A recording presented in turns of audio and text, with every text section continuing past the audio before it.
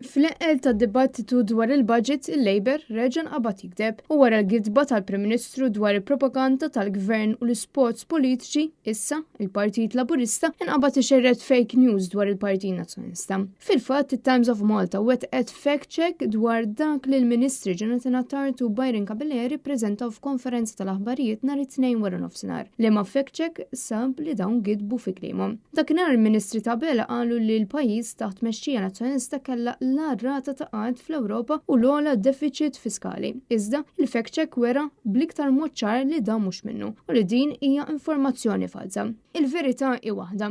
Il-Partit Nazzjonalista ħalla sitwazzjoni pjuttost sodisfaċenti sabiex gvernijiet ta' wara jkomplu jibnu fuq it-tajjeb li sar. Tant li Times sabet li r-rata ta' qatt kienet bdiet nieżla sew grazzi għall-ippjanar fit-tul ta' gvernijiet nazzjonalisti.